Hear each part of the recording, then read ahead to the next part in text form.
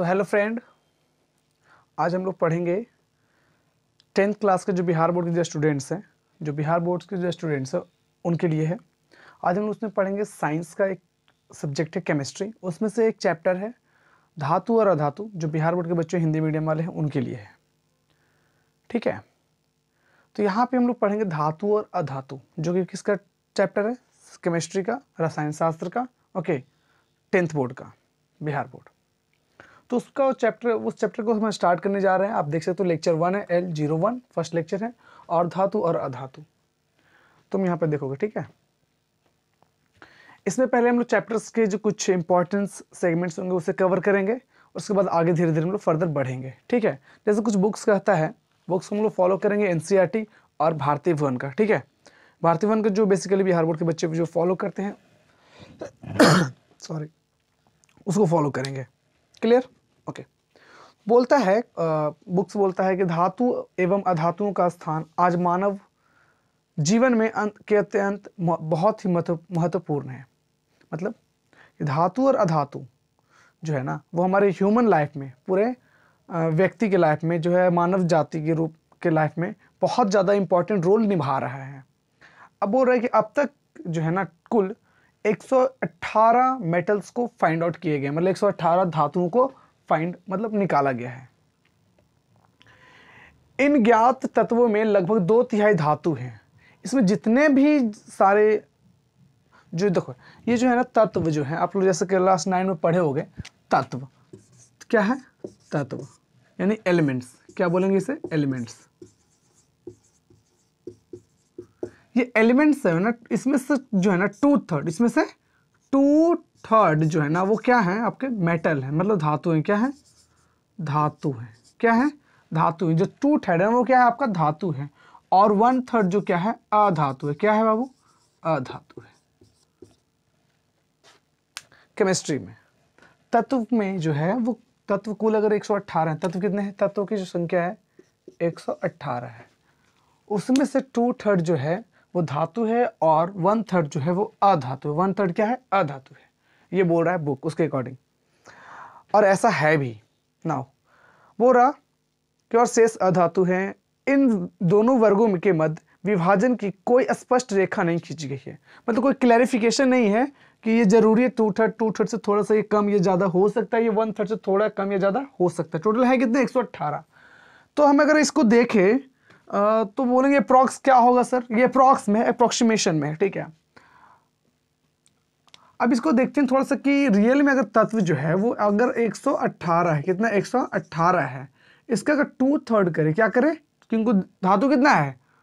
2/3 मतलब 2/3। कितना है? 2/3। तो क्या करेंगे? 118 का 2/3, 2/3। 3 से अगर इसको डिवाइड देते हैं बाबू, सॉरी गुना, हाँ डिवाइड देते हैं, तो कितना आता है? 3। पहले देखो 3 से डिविजिबल है कि नहीं है, तो 3 से डिविजिबल नहीं है, 3 से भाग नहीं लग रहा, लग रहा है 118 भाग नहीं लग रहा। 3 का नियम, भाग का नियम क्या कहता है कि आप ना जो 118 है उसके जो अंक है ना उनको जोड़ो, अंक को क्या करो? जोड़ो। तो 8, 1 9, 1 10। क्या 10 3 से कटता है? 3 का पहाड़ा में आता है 10? नहीं आता है। तो 118 भी नहीं कटेगा। तो अप्रॉक्स में अगर इसको हम काटे, लगभग में काटते हैं, किस में काटते हैं? लगभग में। तो लगभग में काटे तो 3 3 जा 9, 11 को अगर हम 3 से भाग दे रहे हैं तो 2 बचेगा, है ना। अगर 9 घटा रहे हैं, 3 3 जो 9, 3 घटाएंगे तो सॉरी हाँ 9 घटाएंगे तो 2 बचेगा। 2 किसको दे देंगे? 28 हो जाएगा। कितना हो जाएगा? 28। अब 28 आता है 3 के टेबल में नहीं आता, 9 टाइम्स में आता है 27, मतलब कि 9 गुने क्या आता है? 27 आता है। तो 9 बार में लगा देंगे, और भी पॉइंट बचेंगे डॉट डॉट डॉट। तो अब क्या करेंगे ना, कितना आया इधर? 29 को 2 से गुना कर देंगे, यानी कि सॉरी 39 को 2 से गुना कर देंगे, तो क्या आएगा बाबू? तो 9 2 जा 18, यानी 9 दूना 18, हाथ में 1 और 3 दूना 6 7, 78 जो ऐसे धातु हैं। ये 78 क्या है आपके 118 में? धातु है। लगभग 1-2 कम भी हो सकते हैं, 1-2 ज़्यादा भी हो सकते हैं। ये तत्व में बोल रहा। अधातु भी इसी तरह से निकालेंगे। तो आप लोग अधातु निकालो अधातु, तुम भी निकालो, आप लोग भी निकालो फटाफट। आप लोग जो देख रहे होंगे वो भी निकालिएगा कि अधातु कितने हैं। ठीक है, जैसे कितने हैं? 118 का हम लोग ऐसा करना है। अब इसको सॉल्व करके बताओ कितने, जो आंसर आएंगे ना वो क्या, किसको बताएगा बाबू? वो बताएगा हमें अधातुओं की संख्या, अधातुओं के तत्व की संख्या को। ठीक है, कि कितने अधातु हैं पूरे तत्व में।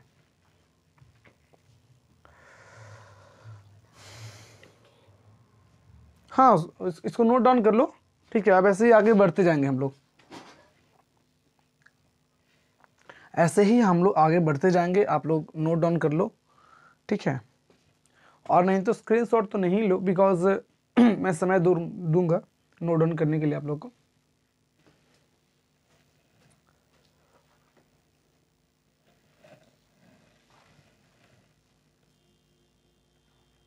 कंटिन्यू आप लोग नोट करते रहोगे। I will give you time to note down. क्या है कि आपका अब आखिरी समय आ रखा है 10th का वो पेपर का, तो हम लोग सोच रहे हैं कि क्रैश कोर्स के माध्यम से आप लोग को कवर अप कर दें। ये फ्री ऑफ कॉस्ट होगा, there is no such money is required for students who want to teach and perform well in his or her board, in their board we can say।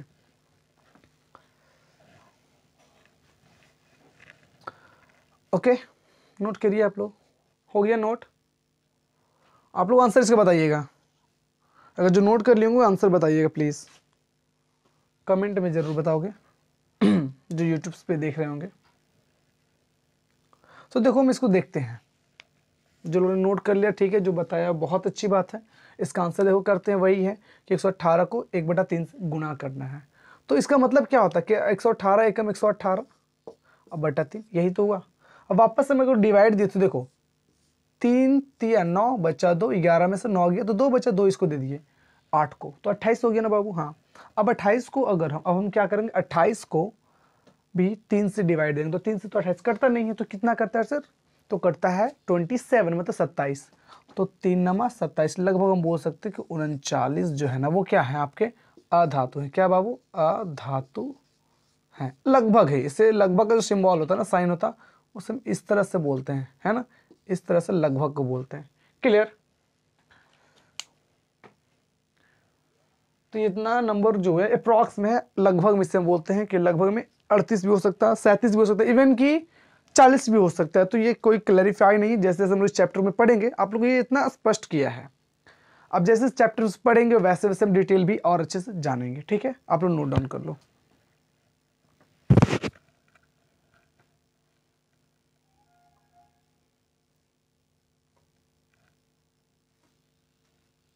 जो भी जो lectures होंगे बाबू वो आपका करीब आधा घंटा का पर लेक्चर हम लोग कवर करेंगे, क्योंकि ना आराम आराम से सीखना है, और थोड़ा सा जैसे ही समय मिलेगा तो उसमें हम 1-1 घंटा भी खींचेंगे। ठीक है, और नो डाउट आप लोग सीखते जाना है, ये मत देखना कि खींचाना है, खींचने नहीं, आप तो खींच लिए होगे, आप लोग जो भी पढ़ रहे होंगे वो पढ़ लिए होगे। खैर हमें क्या करना है, इसका समझ समझ के अब आगे करना है, और इस पर क्वेश्चन भी कराया जाएगा। ये होगी आपको।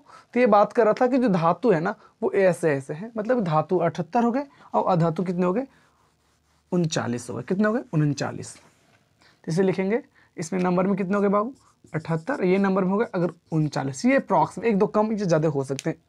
जो हम लोग स्टार्ट कर रहे हैं ना प्रीफेस से, है ना, जो बुक्स कहता है धातु अधातु का जो स्टार्टिंग पॉइंट है उसके अकॉर्डिंग ये हम लोग सीखे हैं। अब आगे कहता है कि लेकिन जो प्रत्येक तत्व है, टोटल 118 तत्व है, 118 तत्व का ना अलग अलग गुण होता है, अलग अलग गुण होता है। क्या होता है, अलग अलग गुण होता है। और वो भी जो गुण होंगे वो सबका अलग, जैसे हम लोग मान लो 10 बच्चे, कितने बच्चे, 10 बच्चे, तो 10 बच्चे का हर एक का अपना अपना एक नेचर होगा, हर एक का अपना अपना एक स्वभाव होगा।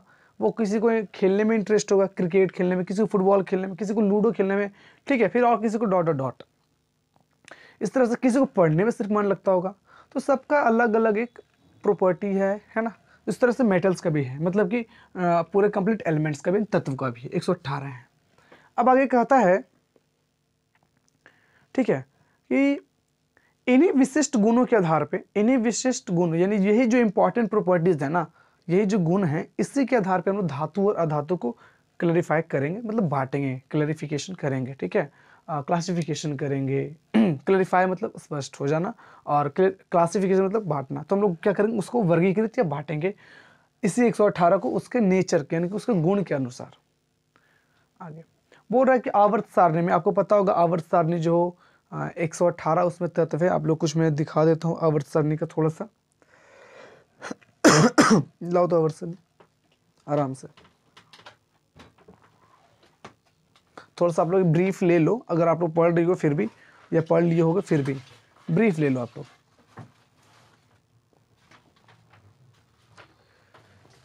ये है बाबू थोड़ा सा मेरे पास,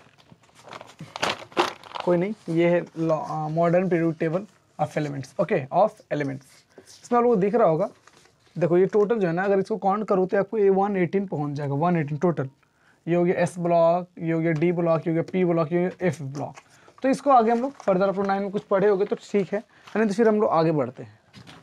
इधर से एस ब्लॉक इस तरफ वाले एस ब्लॉक, इस तरफ वाले जो डी ब्लॉक होते हैं इस तरफ वाले होते हैं पी ब्लॉक, इस तरफ वाले होते हैं एफ ब्लॉक, ठीक है। आगे अभी धातु अधातु के बारे में पढ़ रहे हैं। अब देखो बोल रहा है कि आवर्त सारणी में इन दोनों प्रकार के तत्वों को एक काली टेढ़ी मेढ़ी रेखा द्वारा अलग अलग किया गया था।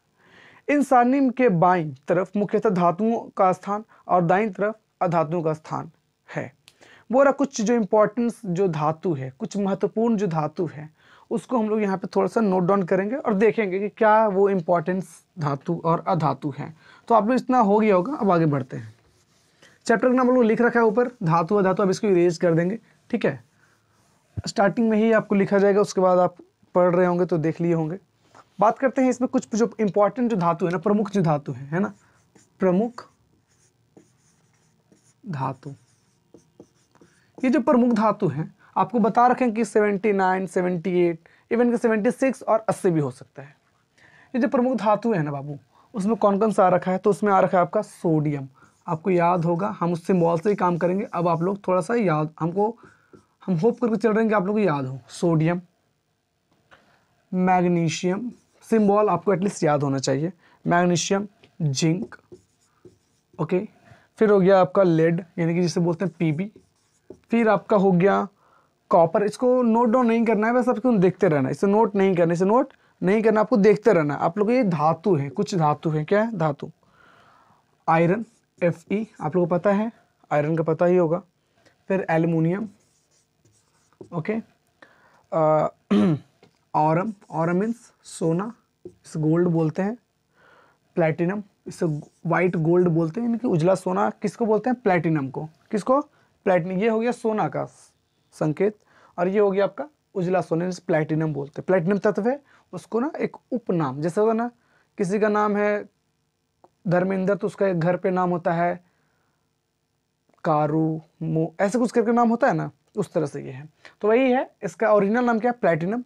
लेकिन ना इसका ज़्यादा यूज़ के कारण फॉरेन कंट्रीज़ में, विदेशों में इसका ज़्यादा यूज होता है गोल्ड से ज़्यादा, इसलिए इसे बोला जाता है वाइट गोल्ड, यानी कि उजला सोना बोला जाता है।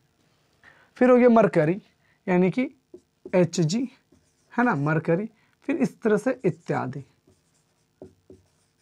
ये आपके हो गए कुछ महत्वपूर्ण, या महत्वपूर्ण बोले या प्रमुख बोले, इस धातु है। अब कुछ जो है अधातु के बारे में बात करते हैं। आप लोग इसको नोट डाउन करोगे और मेरे साथ याद भी करोगे, क्योंकि हम क्या करेंगे, इसको रिवाइज भी आपको प्रोनाउंस यानी कि उच्चारण भी करवाएंगे, आपको पढ़ने रटवाएंगे, जिससे बोल सकते हैं ना, रटाना। अधातु ये आपके कुछ जो अधातु हैं, जैसे कि ऑक्सीजन गैस से आप लोग पढ़े होंगे ना कि oxygen is our important gas to live. हम लोग को ना, मतलब कि अगर ऑक्सीजन आप नहीं लेते हो तो हम लोग डेथ कर जाएंगे अगले 5 मिनट, मतलब किसी का मैक्सिमम 1-2 मिनट तक अपने सांस को, ब्रीथ को होल्ड कर सकता है, कोई 1 मिनट तक होल्ड कर सकता है ना, कोई मतलब जिसका जो क्षमता है उसके अनुसार वो जिंदा रहेगा। अगर मान लो ऑक्सीजन खत्म हो जाता है तो वो हार्डली सार्डली 1 मिनट, 2 मिनट, 3 मिनट, इसके अनुसार अपने क्षमता के अनुसार वो मतलब जीवित रह पाएगा। तो ऑक्सीजन भी जो है ना, ये क्या है, गैस तो है, हमारे लिए इंपॉर्टेंट है, बट ये अधातु है, ठीक है। आगे कार्बन, वे जो ये हमारे जितने भी ऑर्गेनिक चीज़ है ना, कार्बनिक पदार्थ है, सब में क्या पाए जाते हैं, कार्बन पाए जाते हैं। या जो भी हम बोल सकते हैं जो जल गया वो उसमें कार्बन है, ऐसा हम लोग बोल सकते हैं, जो जल गया उसमें कार्बन है ही है। आगे बात करें, सोडियम है बाबू, यानी कि आयोडीन। अगला है बाबू क्लोरीन, है ना, Cl, जिसे आप लोग Cl17 याद किए होंगे। ऑक्सीजन को लिख ही दिए हैं, हाइड्रोजन है, उसके बाद आपको आता है नाइट्रोजन। और फिर हम बोल सकते हैं इस तरह से जितने भी जो गैस हम लोग जो याद कर रखे हैं ना अभी तक, वो सारे क्या हैं, अधातु। आप लोग इसको नोट कर लो। एक बार फिर से हम रिकॉल करा दे रहे हैं बाबू। Sodium Na11, magnesium Mg12, zinc Zn30, lead यानी Pb शीशा से बोलते हैं, और इसे 87 होता है शायद, मुझे एग्जैक्ट याद नहीं Pb का। कॉपर Cu29, आयरन का Fe26, एल्यूमिनियम का Al13, ऑरम का Au47, ओके। और इसका हो गया, नहीं सिल्वर का 47 होता है, ऑरम का शायद 83 करके कुछ होता है। खैर, ऑरम हो गया, प्लेटिनम हो गया, हाइड्रागीरम जिसे बोलते हैं पारा, क्या बोलेंगे इसे, हाइड्रागीरम को पारा ही बोलते हैं। ऑक्सीजन हो गया, कार्बन, ये सब अधातु है। Oxygen, carbon, iodine, chlorine, hydrogen, क्या है ये, हाइड्रोजन। हाइड्रोजन कैसे जानते हो ना, हाइड्रोजन H1 याद क्यों हो, हाइड्रोजन। और उसके बाद सोडियम इस तरह से अनंत, अनंत नहीं मतलब ETC इत्यादि। वो तत्वों में सबसे अधिक उपयोगी धातु ही है। अब जो 118 जो थे, 118 तत्व, कुल कितने तत्व है, 118 क्या है तत्व, कुल तत्व कितने 118। इसमें सबसे ज्यादा जो यूज होते हैं ना, देखो दो तरह के तत्व को कितने प्रकार से बांटा गया है, दो तरह से, कितनी तरह प्रकार से, दो। कौन कौन से, एक तो धातु और एक अधातु। उसमें जो कुछ मुख्य धातु या प्रमुख धातु जो इंपॉर्टेंट है, महत्वपूर्ण धातुएं हैं, और कुछ अधातु हैं। तो बोल रहा है ना कि तत्व में से सबसे महत्वपूर्ण जो है धातु को ही हम लोग ज्यादातर यूज करते हैं। जैसे कि आज तार देख लो, किसी चीज का वायर, फिर हम लोग घर में जो भी कंस्ट्रक्शन होता है उसमें ज़्यादातर चीज़ें रॉड्स होते हैं। फिर बात करें फैन वगैरह, जो भी हम लोग जो अपना यूज़ में जो हमें आराम दे, उसमें ज़्यादातर चीज़ें किसकी होती है, आपको धातु की ही होती है ज़्यादातर बोल रहे हैं, नॉट बोल रहे हैं कि अधातु नहीं होता, धातु भी होता है। जैसे कि प्लास्टिक वगैरह सब क्या है, अधातु, कार्बन का रूप है, ठीक है। हम बोलेंगे इथीन वगैरह, इसी में आगे फर्दर पढ़ेंगे। हाँ, अब इसमें आगे बात करता है आपका, ओके। किसी देश की उन्नति एवं समृद्धि का अनुमान वहां होने वाली धातुओं की खपत के आधार पर किया जाता है। जैसे मान लो कि ये बोल रहा है कि कोई देश कितना ज़्यादा डेवलप्ड है, या कितना अच्छा विकास कर रखा है, या विकासशील है। जैसे हमारा इंडिया विकासशील है, अब जो मोदी जी ने बोल रखा है कि वो विकसित हम बोलेंगे, आने वाले दिनों विकसित होगा भी उनके अकॉर्डिंग बात करें। लेकिन हम लोग बचपन से सीखते हैं कि our country is developing country. कैसा कंट्री है, डेवलपिंग कंट्री, मतलब विकासशील है। कैसा है, विकासशील, मतलब विकास कर, मतलब धीरे धीरे आगे बढ़ रहा है। और भी जो विकसित कंट्री है, ये सब का आकलन कैसे पता चलता है, तो ये सब का आकलन लगाते हैं कि उस कंट्री में धातुओं का यूज कितना मात्रा में हो रहा, ज़्यादा हो रहा तो ज़्यादा अच्छा कंट्री, मतलब विकास ज़्यादा कर रहा है, उसमें ज़्यादा, जैसे पुल बन रहा है तो उसमें क्या लगेगा, धातु लगेगा। तो हमसे ये पता चलता है कि वो कंट्री लगातार विकास कर रहा है, लगातार विकास कर रहा है। तो लगातार विकास कर रहा है तो उसमें धातु का कंजप्शन ज़्यादा होगा, खपत ज़्यादा होगा, है ना। तो यही बोल रहा है कि जो देश का जो समृद्धि है ना, वो किससे देखा जाता है, तो इसके उपयोग से, कितना ज़्यादा खपत किया जा रहा है धातु और अधातु को। आगे बात करें, खपत मतलब उपयोग किया जा रहा है, पुल बनाने में, कहीं पर रेलवे लाइन बिछाने में, बहुत सारी चीज़ में, पॉल वगैरह एक्सेट्रा में। आगे बात बोल रहा है हमारे दैनिक जीवन में उपयोग में आने वाली अधिकांश बर्तन, ये सबसे सारे क्या हैं, धातु ही तो हैं। आयरन जैसे कुछ धातुओं का उपयोग मकान, पुल इत्यादि बनाने में किया जाता है, ठीक है।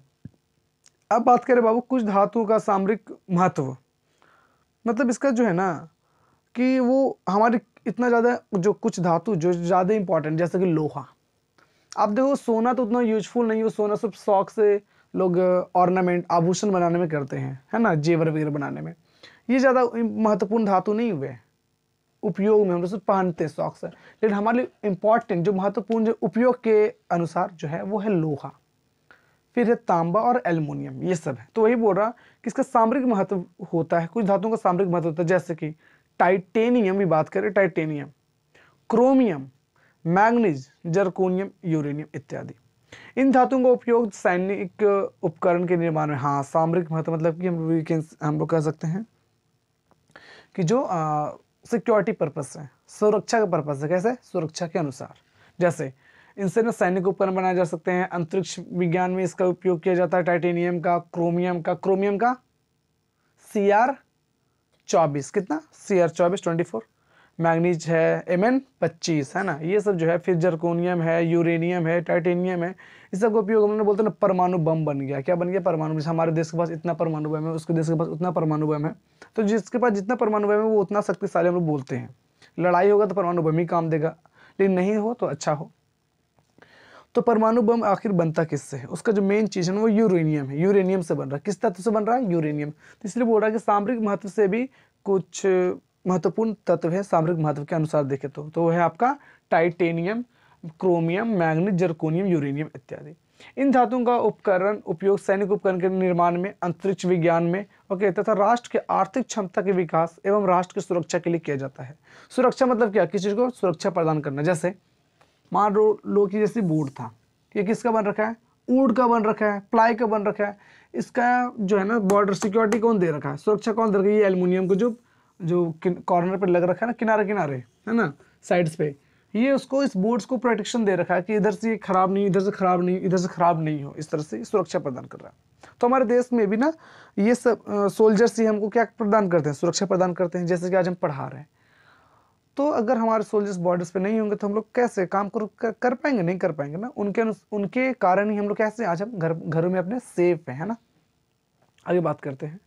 तो यही बोल रहा है कि इसीलिए ये तत्व क्या कहलाते हैं, सामरिक तत्व कहलाते हैं। तो आपसे ये पूछा जा सकता है, लेकिन ऐसे पूछता नहीं, अभी तक का सवाल में नहीं पूछा है, तो इसे बस याद करके ही रखेंगे, मतलब पढ़ के ही आगे बढ़ेंगे। लेकिन खैर लिख लेते हैं क्या जाता है, टाइटेनियम, टाइटेनियम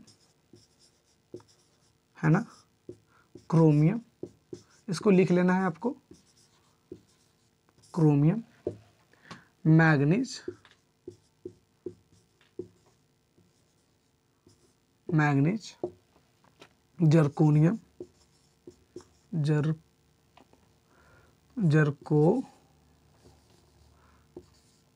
जर्कोनियम, यूरेनियम, ये काफ़ी इंपॉर्टेंट है, यूरेनियम, इसे इत्रिशी, ये सब क्या है, सामरिक तत्व है। क्या है, सामरिक तत्व है। आप लोग इसको नोट करो।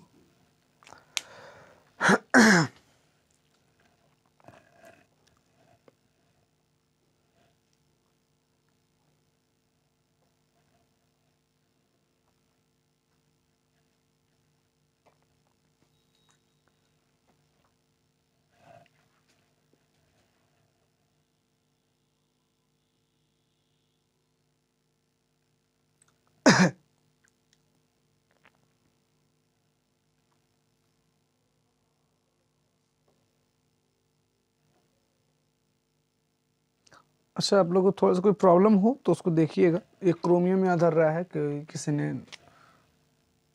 ठीक है, यहाँ पे क्या होगा, रियर रहा है, ये रहा है, इसे क्रोमियम लिखा हुआ था, बस छोटा लिखा हुआ था, ठीक है, तो उसके लिए वरी नहीं होना है।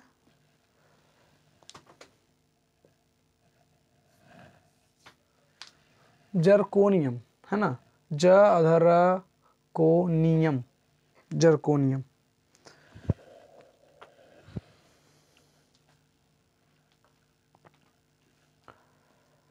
हो गया। चलो ठीक है, हम लोग ऑफलाइन ऑनलाइन दोनों साथ में चल रहे हैं, ठीक है। तो जो ऑनलाइन वाले होंगे ऑनलाइन वाले देखेंगे, और जो ऑफलाइन वाले होंगे ऑफलाइन से पढ़ ही रहे हैं वो। चलो इरेज करते, ये हमारा हो गया सामरिक तत्व। अब जो बहुत ज़्यादा जो बच्चों को 8 क्लास में सिखाया जाता है वो चीज़ को पढ़ते हैं, क्योंकि आपको 10 में इसका इंपॉर्टेंट है, और 10 में भी ये दे रखा है आपको एक पॉइंट बना के, निकालने के लिए सिखाया नहीं है, क्योंकि क्लास 8 में 8वां क्लास में आपको सिखा दिया गया होगा। लेकिन जो बच्चे उस समय नहीं सीख पाएंगे, यहाँ पर यूज है, तो उसको हम लोग सीखेंगे, उसे हमें सीखेंगे, जिसे बोलते हैं इलेक्ट्रॉनिक विन्यास। क्या बोलेंगे, इलेक्ट्रॉनिक विन्यास, है ना जी, इलेक्ट्रॉनिक विन्यास। कोई दिक्कत शायद ऐसा ना होगा, ठीक है। इलेक्ट्रॉनिक विन्यास, हाँ, इलेक्ट्रॉनिक विन्यास क्या सीखेंगे, इलेक्ट्रॉनिक विन्यास ये होता है, इसे को बोलेंगे इंग्लिश में इलेक्ट्रॉनिक कॉन्फ़िगरेशन। क्या बोलेंगे, इलेक्ट्रॉनिक कॉन्फ़िगरेशन इन इंग्लिश। खैर हिंदी में देखेंगे हम लोग बिहार बोर्ड वाले हैं, को बच्चों को पढ़ा रहे हैं तो बिहार बोर्ड वाले के अनुसार ही। तो इलेक्ट्रॉनिक कॉन्फ़िगरेशन जैसे कि होता क्या है, सोडियम का अगर निकालना है, बेसिकली सोडियम का ज़्यादा यूज होता है, तो चलो सोडियम को छोड़ दो, एल्युमिनियम का निकालना है। किसका निकालना है, एल्युमिनियम का। तो एल्युमिनियम का क्या होता है, Al13। क्या हो गया बाबू, Al13 परमाणु संख्या। ये कहता है कि आप इसे कैसे निकाल पाओगे, इसका निकालते हैं सर। आपको देखो, हम लोग यहाँ पे कह रहे हैं कि 3 जो है ना वो हमारा सबसे लेने का उपकक्षा क्या है, SPDF। क्या है, SPDF क्या है, SPDF। इससे हम क्या करते हैं, हम लोग एल्युमिनियम का किसी भी तत्व का हम लोग इलेक्ट्रॉनिक कन्फिग्रेशन इलेक्ट्रॉनिक विन्यास निकाल पाते हैं। जैसे कि एस जो है ना, अधिकतम से अधिकतम 2 आदमी यानी 2 इलेक्ट्रॉन्स को रखता है। कितने इलेक्ट्रॉन्स को रखता है? और ये जो पी है वो 6 इलेक्ट्रॉन्स को रखता है। कितने इलेक्ट्रॉन्स को? 6। और डी जो है वो 10 इलेक्ट्रॉन्स को, और एफ जो है 14 इलेक्ट्रॉन्स को। अधिकतम मतलब समझो कि रूम की तरह है। ये बोल रहा है कि एक रूम में ना 2 व्यक्ति रहेंगे। कितने व्यक्ति रहेंगे? 2 व्यक्ति। और ये बोल रहा है कि ये पी वाले रूम में ना 6 व्यक्ति अधिकतम से अधिकतम यानी 6 व्यक्तियों का बेड लग रखा है। और ये जो डी बोल रहा है अधिकतम से अधिकतम 10 व्यक्तियों का बेड लग रखा है। और एफ बोल रहा है कि अधिकतम से अधिकतम 14 व्यक्तियों का बेड लग रखा है। कोई दिक्कत नहीं। ये है SPDF। इसे क्या बोलेंगे? SPDF। इसी के अनुसार क्या करते हैं हम लोग इलेक्ट्रॉनिक कन्फिग्रेशन निकालते हैं। ठीक है, जैसे 1s पहले चलेंगे 1s मतलब s कितना? 1। फिर उसके बाद 2s 2p बोल रहा है कि 1 तल्ला मकान 1 रूम, 2 तल्ला मकान 2 रूम, एक s का एक p का। इस तरह से 3 तल्ला का मकान s 3p एंड 3d। कोई दिक्कत? ऐसे ज़्यादातर इतना होगी, इतना तक हम लोग 30 तक जो इलेक्ट्रॉनिक विन्यास है मतलब परमाणु संख्या वाले तत्वों का इलेक्ट्रॉनिक विन्यास इतने से ही निकाल सकते हैं। आगे भी जा सकते हैं हम लोग, करके दिखा देते हैं आप लोग को। 4s 4p 4d and 4f। पूछो सर अब f के बाद क्या? और नहीं तो वो वैसे ही चलेंगे। जैसे 5s 5p 5f sorry d 5d होगा। क्या होगा यहाँ पे? 5d and 5f। और फिर आगे नहीं बढ़ेंगे हम लोग, फिर 6 7 8 करके आगे बढ़ेंगे। तो हम लोग 3d तक है ना। यहाँ पे 30 तत्वों का, कितने तत्वों का? परमाणु संख्या जिसका 30 है, 30 परमाणु संख्या 30 तक का हम लोग सभी का इलेक्ट्रॉनिक विन्यास निकाल सकते हैं। 1 से लेकर 1s 2s 2p 3s 3p 3d तक में। तो ज़्यादा हम लोग सीख लिए बस लिखने के लिए, आगे अगर जरूरत पड़ेगा तो हम निकाल भी सकते हैं। खैर रहने दो, कोई दिक्कत नहीं है, आगे बढ़ते हैं। इसमें आगे बोलता है कि आपको सबसे पहले क्या करना होगा, ऐसे चलना होगा इधर से। मतलब सबसे पहले आप ऊपर से चलो, मतलब एक तल्ला से चलो। एक तल्ला से कितने तल्ला से? एक तल्ला से। एक तल्ला से चलेंगे तो बोल रहा है कि पहला तल्ले में 2 व्यक्ति को मैंने रख दिया। मान लो कि मेरे पास बहुत सारे व्यक्ति हैं, ऐसे बहुत सारे नहीं है, अगर एल्युमिनियम को निकाले तो 13 व्यक्ति।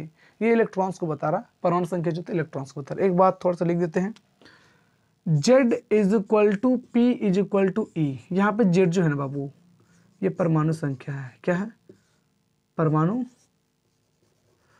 क्या है? परमाणु संख्या है। किसको बता रहा? अब P क्या बता रहा? प्रोटॉन को। किसको बता रहा? प्रोटॉन को। ये किसको बता रहा? इलेक्ट्रॉन को। किसको बता रहा? इलेक्ट्रॉन को। मतलब हम कह सकते हैं कि जिस का जैसे एल्युमिनियम का 13 परमाणु संख्या, कितना परमाणु संख्या है? 13। तो उसमें जो है ना प्रोटॉन भी कितने होंगे? 13 ही होंगे। और इलेक्ट्रॉन्स भी कितने? मतलब कहता क्या है कि Z बराबर P बराबर E। Z कितने हैं? 13। इसका मतलब P भी बराबर और E भी बराबर, मतलब कि Z बराबर P बराबर भी 13 और E बराबर भी 13। देखो क्योंकि सब बराबर है आपस में, तो मतलब P भी 13 है और E भी 13 है। तो हम यहाँ से ये चीज़ सीखें कि अगर जितने उस किसी तत्व में जितने इलेक्ट्रॉन्स होंगे उतने ही प्रोटॉन्स होंगे, उतने ही प्रोटॉन्स होंगे। ठीक है, ये चीज़ सीख गई। यहाँ से आगे देखते हैं हम लोग, बात करें इलेक्ट्रॉनिक विन्यास पे।